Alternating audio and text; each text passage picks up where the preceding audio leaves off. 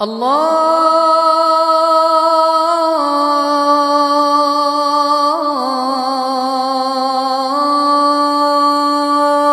اکبر اللہ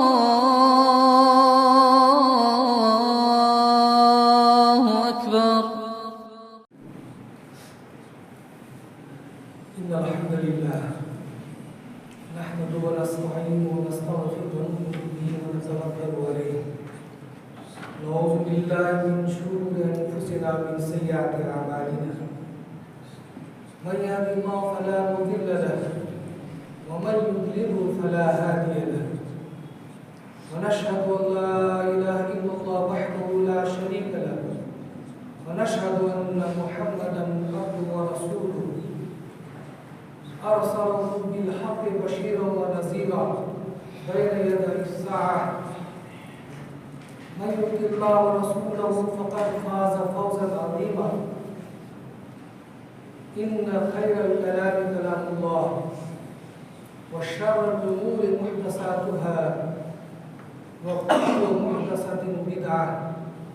وكل بدعة ضلالة وكل ضلالة في النار۔ وقد قال الله تعالى في القرآن المجيد والفرقان الحميد أعوذ بالله من الشيطان الرجيم بسم الله الرحمن الرحيم يا أيها الذين آمنوا كتب عليكم الصيام كما كتب على الذين من قبلكم لعلكم تتقون۔ قال النبي صلى الله عليه وسلم من صام رمضان إيمانا واحتسابا غفر له ما تقدم من ذنبه ومن قام رمضان إيمانا واحتسابا غفر له ما تقدم من ذنبه أو كما قال عليه الصلاة والسلام۔ میرے محترم دینی بھائیوں، سب سے پہلے ہم لوگ اللہ رب العالمین کا شکر بجا لائیں، جس رب کریم نے ہمیں دین اسلام میں پیدا کیا اور ایمان جیسی عظیم نعمت، عظیم دولت اللہ تعالیٰ نے ہمیں مفت میں عطا کی۔ یہ اللہ تبارک تعالیٰ کا اتنا بڑا احسان ہے جو ہمیں دین کی شکل میں، اسلام کی شکل میں اور ایمان کی شکل میں یہ جو نعمت ہمیں ملی ہے، اس نعمت پہ ہم اللہ تبارک تعالیٰ کا جتنا بھی شکر بجا لائیں یہ کم ہے، کیونکہ پوری دنیا اور اس کائنات کی ساری چیزوں کو بھی اگر ایک طرف رکھ دیا جائے تو ایمان کی دولت، ایمان کی طاقت اور ایمان کی قیمت سے زیادہ اس کی قیمت ہے۔ کیونکہ ہم ذرا تصور کریں کہ اگر ہمیں یہ ایمان اور اسلام کی نعمت نہ ملی ہوتی اور ہم مسلم نہیں ہوتے، ایمان والے نہیں ہوتے، تو پھر جو اصل ہماری زندگی ہے، اصل ہماری منزل ہے، جو ہمیشہ ہمیش کا ہمارا ٹھکانہ ہے، جو کبھی ختم نہیں ہونے والا ہے، جس کا جو ہے کوئی ڈیٹ ایسا نہیں ہے کہ وہ اس تک میں جو ہے ختم ہو جائے اور اس کی جو ہے مدت ختم ہو جائے، اس کی کوئی جو ہے کہیں پر اس کی وضاحت نہیں ہے۔ اس ابدی زندگی میں، اس ہمیشہ ہمیش کے گھر میں ہمارا کیا انجام ہوگا، اس کا ہم میں سے ہر ایک عقل رکھنے والا، ہر ایک سوچ سمجھ اور بوجھ رکھنے والا ہر انسان یہ اپنا جائزہ لے سکتا ہے، سمجھ سکتا ہے کہ یہ ایمان اور اسلام جو اللہ تعالیٰ نے ہمیں عطا کیا ہے یہ کتنی بڑی نعمت اور کتنا بڑا اللہ تبارک تعالیٰ کا فضل ہے ہماری۔ تو اللہ تعالیٰ کا جو یہ فضل اللہ کی نعمت ملی ہے، اس پہ ہمیں اللہ کا شکر ادا کرنا چاہیے، اور اللہ کے آخری نبی حضرت محمد مصطفیٰ صلی اللہ علیہ وسلم کے ضرور اسلام ہمیشہ بھیجنا چاہیے، جن کی محنت، جن کی کوشش، جن کی قربانیوں کے بدولت، جن کی انتھک محنت کی وجہ سے یہ دین ہم تک پہنچا ہے، اور اس پہاڑ اور اتنے دور دراز ملک میں رہنے والے ہم لوگ بھی اسلام کو جان سکے، اسلام سے قریب آ سکے، اور اسلام کو ہم نے اپنے گلے سے لگائے۔ تو یہ ہمارے پیارے نبی محمد صلی اللہ علیہ وسلم کی محنت، پیارے نبی صلی اللہ علیہ وسلم کے جو صحابہ کرام تھے، ان کے جو ساتھی تھے، ان کی محنت، اور ان کے بعد پھر جو تابعین اور تبع تابعین اور اس امت کے جو نیک لوگ، دعات اور مبلغین اور علماء کرام گزرے ہیں، ان کے ذریعے سے یہ دین ہم تک پہنچا۔ ان سارے لوگوں کے لیے ہمیں دعا کرنی چاہیے ان کے حق میں، اور اللہ تعالیٰ کے بارگاہ میں یہ دعا کرنی چاہیے کہ اللہ تبارک تعالیٰ نے جو ہے اس کا اجر عظیم عطا فرمائے۔ میرے پیارے بھائیوں، رمضان المبارک کا مہینہ ہم سے گزر چکا ہے، اور اس مہینے کو ہم نے پایا، اور پھر وہ مہینہ ہم سے جدا بھی ہو گیا۔ اب یہ جائزہ لینے کی ضرورت ہے، اور یہ احتساب کرنے کی ضرورت ہے کہ اللہ تبارک تعالیٰ نے رمضان کے روزے ہم پر کیوں فرض کیے تھے، رمضان کا روزہ ہم پر کیوں فرض کیا گیا۔ اللہ تعالیٰ نے اپنی عبادتوں میں رمضان کے روزے کو کیوں رکھا ہے، کیا مقصد ہے؟ جو ایک مہینہ ہم بھوکے پیاسے رہتے ہیں، ایک مہینہ ہم ہر طرح کی برائیوں کو چھوڑتے ہیں، ایک مہینہ ہم پوری پابندی نماز اور قیام میں اور تلاوت میں ہم پوری پابندی کرتے ہیں، اس کے پیچھے مقصد کیا ہے؟ کیوں اللہ تبارک تعالیٰ نے اس عبادت کو فرض کیا؟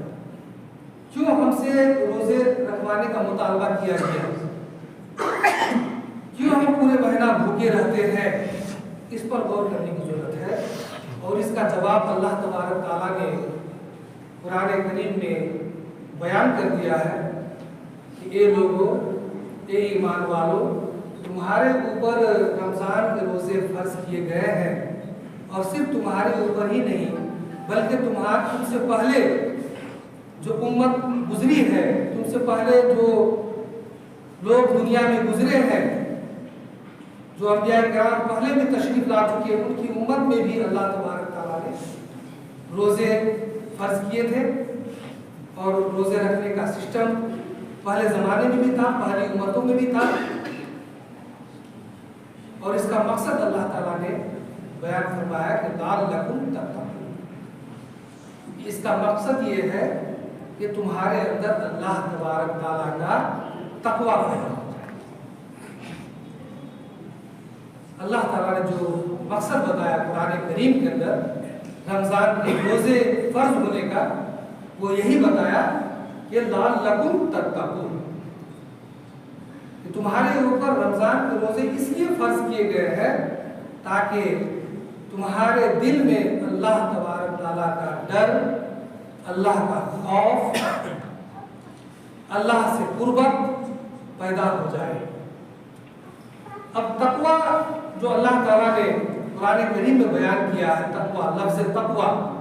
تقوی جو ورڈ استعمال کیا ہے، اس کا معنی کیا ہوتا ہے، اس کو سمجھنے کی ضرورت ہے۔ تقوی کو ہم عام لفظ میں پرہیزگاری کہتے ہیں، اللہ کا ڈر، اللہ کا خوف دل میں پیدا ہو جائے تو اس کو تقوی کہا جاتا ہے۔ اور بہت سارے ہمارے مسلمان بھائیوں کے اندر یہ بھی کنسیپٹ ہے، یہ بھی ان کی سوچ ہے کہ تقوی یا متقی آدمی، پرہیزگار آدمی، اس کو وہ سمجھتے ہیں جو مسجد آتے جاتے ہیں، نماز کی پابندی کرتے ہیں، جن کا وضع قطع، جن کا لباس بہت ہی سادہ اور داڑھی لمبی ہوتی ہے دیکھنے میں، اور وہ خاکسار اور پرہیزگار نظر آتے ہیں، تو یہ لوگوں کے ذہن میں ہوتا ہے کہ یہ متقی ہے یا تقویٰ ہونے کا یہی مطلب ہے کہ ایسے ہی لوگ جو ہے تقویٰ والے ہیں۔ یہ سوچ ہماری اپنے حد تک جو ہے وہ ٹھیک ہے، لیکن اسلام میں اللہ تبارک تعالیٰ کے نزدیک تقویٰ کا مفہوم، تقویٰ کا معنی جو ہے اتنا محدود نہیں ہے۔ تقویٰ کا معنی، تقویٰ کا مفہوم جو ہے اسلام میں بہت وسیع ہے، اور تقویٰ کے بارے میں پیارے نبی صلی اللہ علیہ وسلم نے فرمایا کہ التقویٰ ہاں ہونا، دل کی طرف اشارہ کر کے فرمایا کہ تقویٰ جو ہے وہ یہاں پہ ہوتا ہے، دل کے اندر جو ہے یہ تقویٰ ہوتا ہے۔ ظاہری شکل و صورت، ظاہری بناوٹ، ظاہری وضع قطع، اسٹرکچر کو دیکھ کر کے ہم کسی کو متقی نہیں کر سکتے۔ حضرت عمر رضی اللہ تعالیٰ عنہ سے کسی صحابی نے کہا کہ فلاں شخص بہت زیادہ پرہیزگار اور متقی ہے، اللہ سے ڈرنے والا متقی پرہیزگار ہے۔ حضرت عمر رضی اللہ تعالیٰ عنہ نے اس سے فرمایا کہ تم یہ بات کیسے جانتے ہو کہ فلاں شخص متقی ہے، پرہیزگار ہے؟ کیا تم اس کے پڑوسی ہو؟ یعنی کیا تم اس کے پڑوس میں رہتے ہو، تمہارا وہ پڑوسی ہے؟ تو کہا نہیں، میرا پڑوسی ہو نہیں۔ تو پھر آپ نے فرمایا کہ کیا تم اس کے ساتھ سفر کرتے ہو؟ یعنی ایک ساتھ کہیں پہ سفر کرنا، کسی دور سفر پہ ایک ساتھ نکلنا، کس طرح کا معاملہ پیش آیا اس کے ساتھ؟ تو کہا کہ نہیں، اس طرح کا معاملہ بھی پیش نہیں آیا۔ تو حضرت عمر رضی اللہ تعالیٰ عنہ نے فرمایا کہ جب تک تمہیں 3 چیزوں کے بارے میں علم نہ ہو جائے، یا 3 چیزوں سے جب تک تم کسی کو پرکھ نہ لو، اس وقت تک تم کسی کو متقی اور پرہیزگار نہیں کر سکتے۔ یا تو تمہارا پڑوسی ہو، یا پھر تم اس کے ساتھ کہیں سفر کر چکے ہو،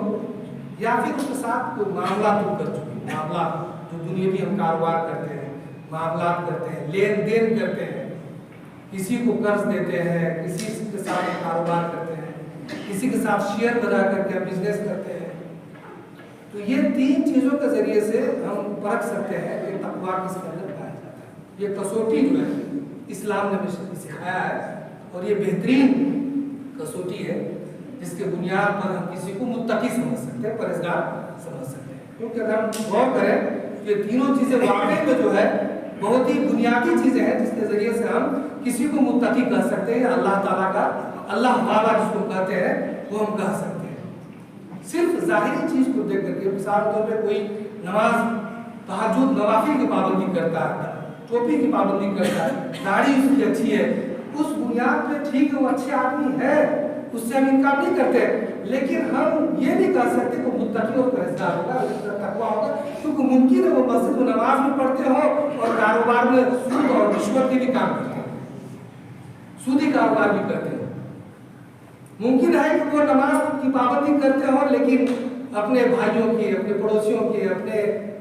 والدین کے، اپنے رشتہ داروں کے حق بھی وہ جو ہے ادا نہ کرتے ہیں، اس کا بھی امکان ہے، ان کے معاملات کا۔ تو جب تک یہ اسلام کا یہ جو وسیع مفہوم ہے کہ جب تک اللہ کا ڈر، اللہ کا خوف ہماری پوری زندگی میں داخل نہ ہو جائے، ہمارے اخلاق میں، ہماری عبادتوں میں، ہمارے اخلاق میں، ہمارے معاملات میں، ہمارے طور طریقہ میں، معاملات کے ذریعے سے بہت زیادہ آپ کا تجربہ بھی ہوگا،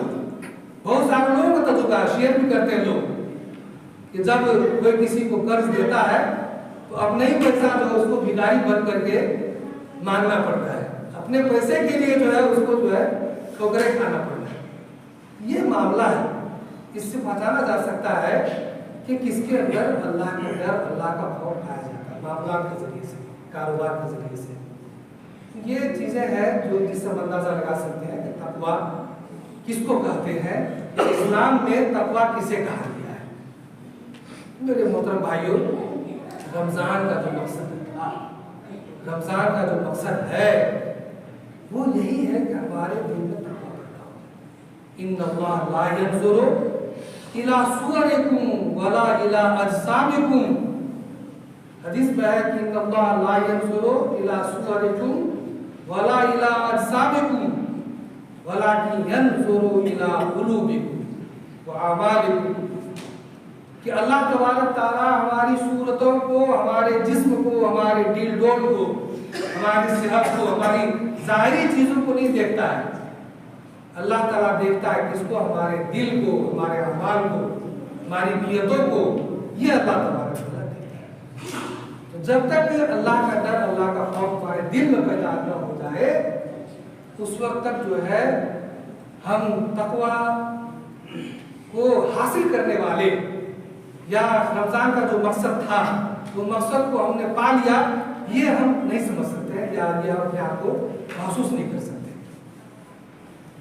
تو رمضان مبارک کا جو سب سے بڑا مقصد تھا وہ اللہ کا ڈر، اللہ کا خوف ہمارے دل میں پیدا ہو جائے۔ یہ وجہ تھی نا کہ ہم جو ہے اکیلے گھر میں ہوتے تھے رمضان کے مہینے میں، ہمیں کوئی دیکھنے والا نہیں ہوتا تھا، ہمیں بھوک بھی لگی ہوتی تھی، پیاس بھی لگی رہتی تھی، ہمارے سامنے جو ہے طرح طرح کے کھانا، پھل فروٹ، ساری چیزیں موجود ہوتی تھی، لیکن ہم اس کو چھوتے نہیں تھے،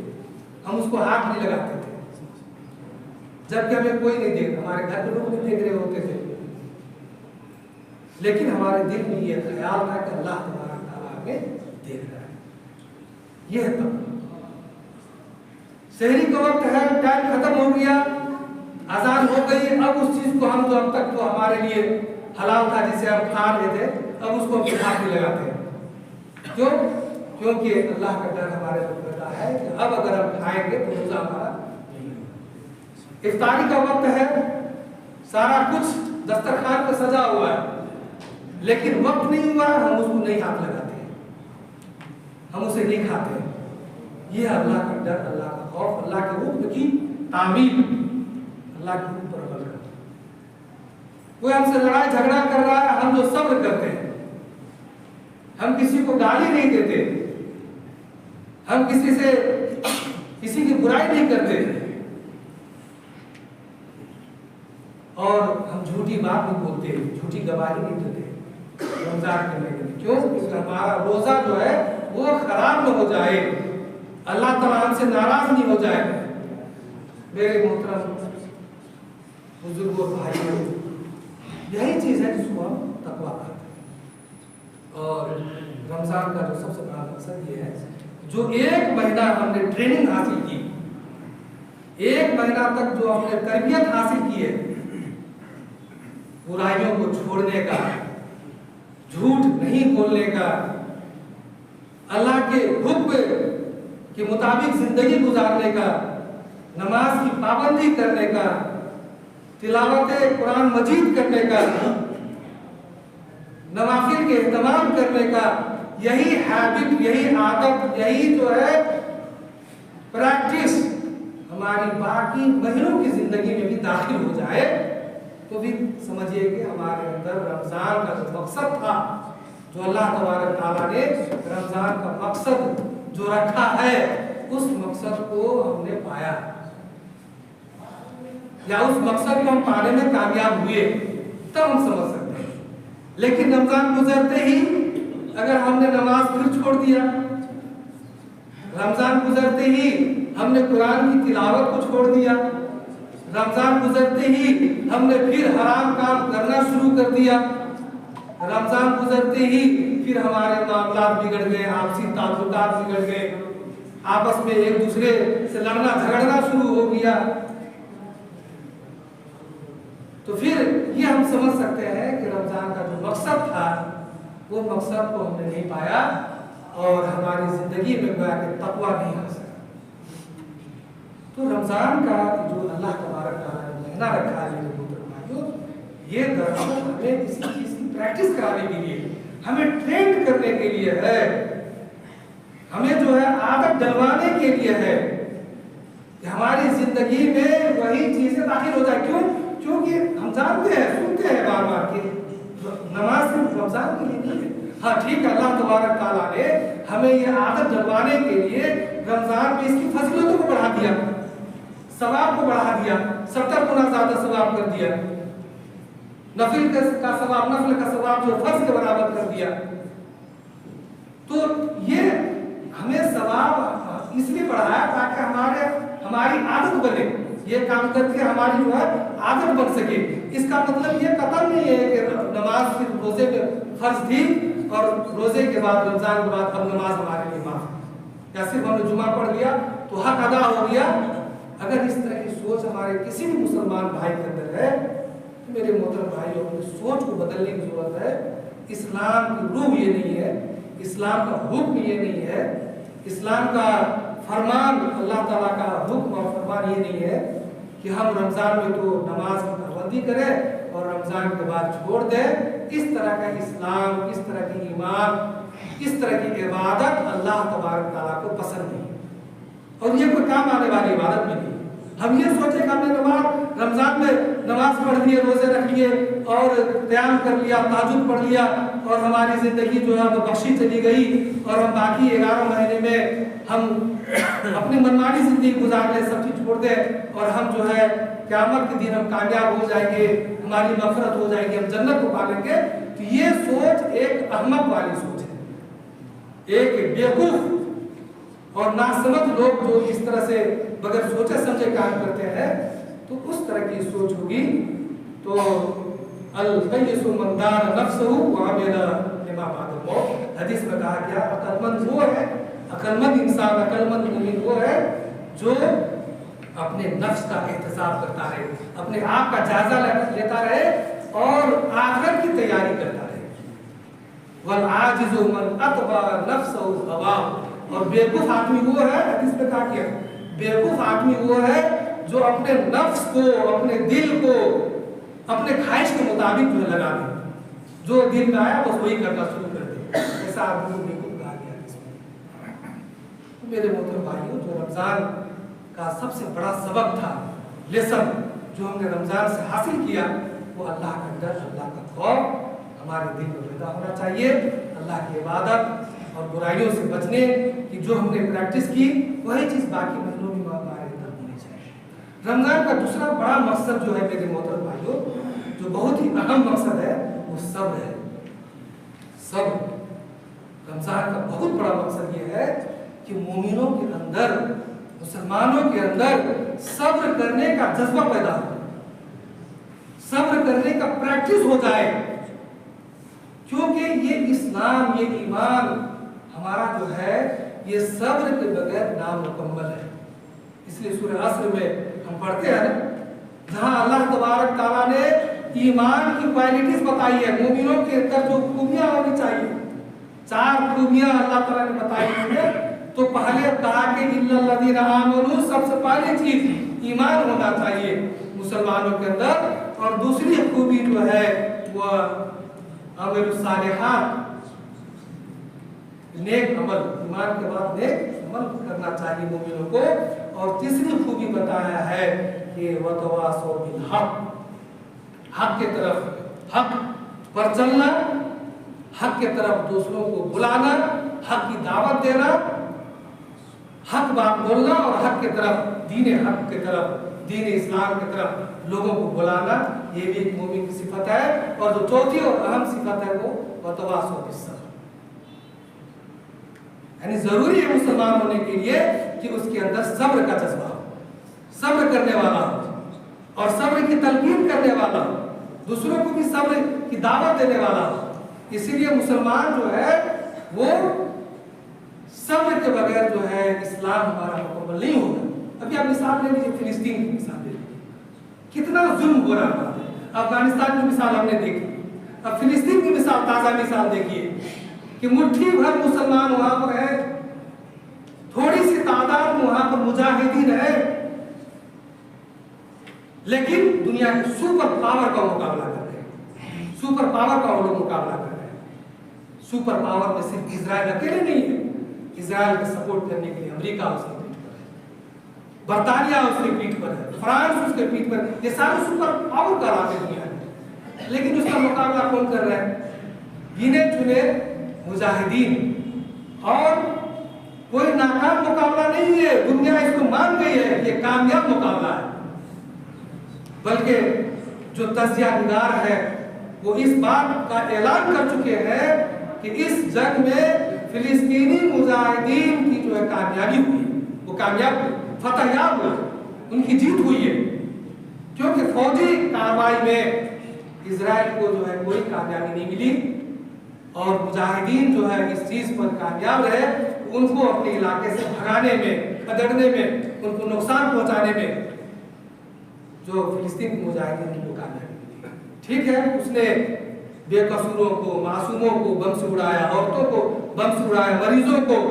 اسکول کے بچوں کو بم سے اڑا دیا، یہ کوئی کامیابی نہیں ہے، جنگ کا کوئی اصول بھی نہیں۔ دنیا کی کسی بھی جنگ کا جو اصول بنتا ہے اس میں یہ نہیں ہوتا ہے کہ اس کا اصول یہ ہوتا ہے کہ مقابل کا مقابلہ کرے، فوج سے مقابلہ ہو، فورس کا مقابلہ فورس سے ہو، یہ نہیں کہ آپ معصوم اور بے گناہ لوگوں کو مار دو اور سے کامیاب ہو گئے، یہ دنیا کا اصول بھی نہیں کرتا ہے اور ہمارا اسلام کا اصول بھی نہیں کرتا ہے، کیونکہ آپ جانتے ہیں کہ پیارے نبی صلی اللہ علیہ وسلم کے زمانے میں جب جنگ کے لیے، جہاد کے لیے جب بھیجا جاتا تھا صحابہ کرام کو، تو جو اس کے لیڈر ہوتے تھے، کمانڈر ہوتے تھے، کمانڈر کو یہ نصیحت کی جاتی تھی، تلقین کی جاتی تھی کہ دیکھو تم جنگ کرنے جا رہے ہو، جہاد کرنے جا رہے ہو، دشمن کا مقابلہ کرنے جا رہے ہو، لیکن یاد رکھنا تم کسی بوڑھے کو قتل نہیں کرنا، تم کسی بچے کو قتل نہیں کرنا، تم کسی عورت کو قتل نہیں کرنا، تم جو ہے کسی چیز کا بلا وجہ نقصان نہیں پہنچانا، یعنی کسی درخت کو، کسی جو سایہ دار پیڑ پودے کو نہیں کاٹنا، یہ ساری چیزوں کی جو نصیحت کر کے یا ہدایت دے کر کے تب جو ہے فوج کو روانہ کیا جاتا ہے۔ یہ ہمارے اسلام کو سننا اور دنیا بھی اسی سناتی ہے۔ اس لحاظ سے دیکھیں تو ہمارے ان مجاہدین میں کامیابی آ سکتی ہے، اور اس کی جو بڑی وجہ ہے صبر ہے۔ صبر، اگر صبر نہیں ہوتا ہمارے دین کا اور ہماری ایمان کا حصہ، اگر صبر نہیں ہوتا تو یہ کامیابی نہیں ملتی۔ اسی لیے یہ رمضان نے بھی ہمیں صبر کرنا سکھایا، ہم نے صبر کیا، بھوک رکھ کر کے، پیاس رکھ کر کے، دوسروں کو ظلم کو جھیل کر کے رمضان میں ہم صبر کرتے ہیں، تو یہ صبر کی پریکٹس بھی رمضان نے ہمارے اندر پیدا کیا ہے۔ اسی طرح سے رمضان کا ایک سبق یہ بھی ہے کہ ہم اس رمضان میں ہم نے خرچ کیا دوسروں کے اوپر، زکوٰۃ نکالا، زیادہ ثواب ملتا ہے، زکوٰۃ ہم نے نکالا، صدقۃ الفطر نکالا، ویسے بھی اپنے غریبوں کو خوب مدد کی۔ تو یہ تعاون اور یہ انفاق اور یہ صدقہ و خیرات کرنے کا جذبہ رمضان سکھاتا ہے، اور یہ جذبہ جو ہماری ایمان کا حصہ ہے، جب تک انفاق کرنے کا جذبہ، خرچ کرنے کا جذبہ ہمارے دین میں ہمارے اندر پیدا نہیں ہوگا، اس وقت تک جو ہے ہمارا اسلام آگے نہیں بڑھے گا، اور حکومت جو کوئی بھی مضبوط نہیں ہوگی اسلامی حکومت۔ اس لیے خرچ کرنے کا جذبہ مومن ہوتا ہے، تو مومن وہ کنجوس نہیں ہوتا ہے، وہ بخیل نہیں ہوتا ہے، بلکہ بخیل کے بارے میں تو حدیث ہے کہ بخیل جو ہے جنت میں نہیں جاتے، جنت میں نہیں جائیں گے۔ تو خرچ کرنے کا جو اسپرٹ اور خرچ کرنے کا شوق، یہ جو ہے رمضان نے دلایا ہے، اور اس کے نتیجے میں ہمارے اندر یہ چیز پیدا ہونی چاہیے، ہم غریبوں کا خیال رکھیں، اپنے مال سے ریگولر زکوٰۃ نکالیں، اور دوسروں کا جو ہے ہم ہمارے سماج میں جو بے سہارا لوگ ہیں اس کا خیال رکھیں۔ یہ جو رمضان یہ بھی سبق تھا۔ تو یہ چند چیزیں تھی میرے محترم بھائیوں، جو رمضان کے ذریعے سے جو سبق، جو نصیحتیں ہمیں ملی ہے، اور جو اللہ تبارک تعالیٰ نے رمضان کے فرض کرنے کا جو مقصد رکھا ہے وہ یہی باتیں تھی۔ ضرورت اس بات یہ ہے کہ ہم اپنی زندگی کا احتساب کریں، جائزہ لیں، اپنے آپ کو دیکھیں، اپنے سماج کو، اپنے پڑوسیوں کو، اپنے گھر کے افراد کے اندر ہم جائزہ لیں، اپنے بچوں اور اپنے اہل خانہ کا جائزہ لیں کہ رمضان میں جس طرح سے ان کی زندگی گزر رہی تھی وہی زندگی اب ان کی گزر رہی ہے یا نہیں گزر رہی ہے، یا رمضان کا فائدہ انہیں حاصل ہوا یا نہیں ہوا، اور اس لحاظ سے پھر اپنے اندر چینجنگ لانے کی ضرورت ہے، اپنے اندر تبدیلی لانے کی ضرورت ہے، اور یہ کوشش کرنے کی ضرورت ہے کہ جس طرح سے رمضان میں ہم نے ساری چیزوں کا اہتمام کیا، خیال کیا، اور ساری برائیوں کو چھوڑا اور ہر اچھے کام کو کیا، وہی چیز، وہی جذبہ ہمارے اندر پیدا ہو جائے، اور ساتھ ساتھ اللہ تبارک تعالیٰ سے ہمیں دعا بھی کرنی چاہیے کہ اللہ تبارک تعالیٰ ہمیں اس دنیا کی غفلت اور یہ دنیا کی جو ہے فریب اور دنیا کی عیش اور عشرت یہ جو ہے ہمیں دھوکہ دے رہی ہے، اور شیطان کے وسوسے جو ہمارے ساتھ لگے ہوئے ہیں، ان تمام چیزوں سے بچنے کے لیے ہمیں اللہ تعالیٰ سے دعا کرنی چاہیے. ہم اللہ تعالیٰ سے دعا کرتے ہیں اور اللہ تعالیٰ سے توفیق مانگتے ہیں کہ اللہ تبارک تعالیٰ ہم سارے مسلمانوں کو رمضان کی جو برکتیں تھیں وہ ہمیں اپنے اندر پیدا کرنے کی توفیق عطا فرمائے، اور ہماری زندگی میں ایک نمایاں تبدیلی اللہ تبارک تعالیٰ میں لانے اور پیدا کرنے کی اللہ تعالیٰ ہم سارے مسلمان بھائیوں کو پوری دنیا میں توفیق عطا فرمائے. وقولوا قولي هذا واستغفر لي ولكم ولسائر المسلمين فاستغفروه انه غفور رحيم انه تعالى جواد كريم. حسبي ربي جل الله ما في قلبي غير الله نور محمد صلى الله لا إله إلا الله. حسبي ربي جل الله